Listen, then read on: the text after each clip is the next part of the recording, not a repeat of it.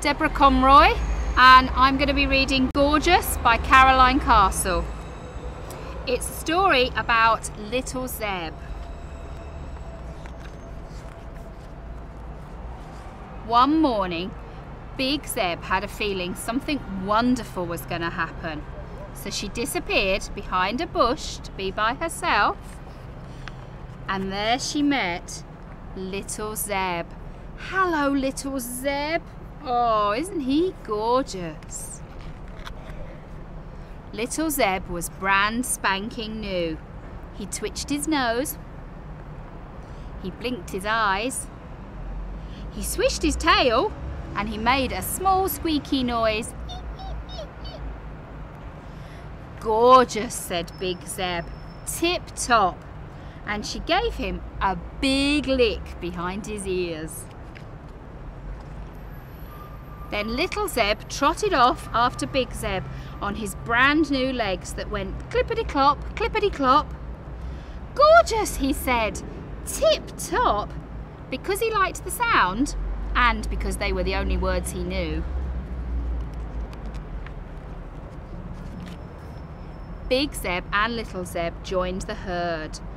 Gorgeous, cried the other zebras when they saw Big Zeb's pride and joy. Tip-top. And then the big herd of zebras set off on their journey across the plains. Now stick with me, baby, said Big Zeb, and you'll be okay. But look what happened. Little Zeb stopped to look in a puddle. Gorgeous, he said. But the other zebras had left him behind. And suddenly there was a roaring and a grumbling and a rumbling and a growling. And Little Zeb was all alone. Grrr! Went the lion. Gorgeous, said Little Zeb happily. What? Said the lion. I don't think anyone had ever said he was gorgeous before. Gorgeous, said Little Zeb again. Stick with me, baby, and you'll be all right. And he gave the lion a big slobbery lick behind his ears. Tip-top. Oh, really? Said the lion. And he flicked his tail, he bristled his mane, and he did a proud little dance. But then he remembered he was a lion, and a hungry lion at that. Grrr! Big Zeb was there in a flash. Get lost, she cried. Get lost, Gorgeous, said Little Zeb. Famoosh, shouted Big Zeb, and she kicked the lion's bottom and sent him on his way. Famoosh, get lost, said Little Zeb, in his brand new voice. Little Zeb then trotted off behind Big Zeb on his brand new clippity-cloppity, zingy-springy legs. Back with the herd, Big Zeb looked at Little Zeb sternly. Not gorgeous, she said, nodding her head at the lion's bottom.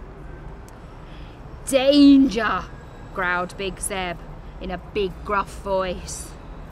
Danger, said Little Zeb gravely in a new growly voice. Not gorgeous. That night, under the great starry sky, Little Zeb tried out all his new words. To the pretty flower, he said, gorgeous. To the prickly cactus, he said, not gorgeous. To the little bunny rabbit, he said, stick with me, baby, and you'll be okay. To the stag, he said, danger. Famoosh. Big Zeb trotted up and wrapped her great big warmth all around Little Zeb. She said. Said Little Zeb happily. Tip-top, gorgeous. And that's the end of the story of Gorgeous the Little Zeb. Thank you.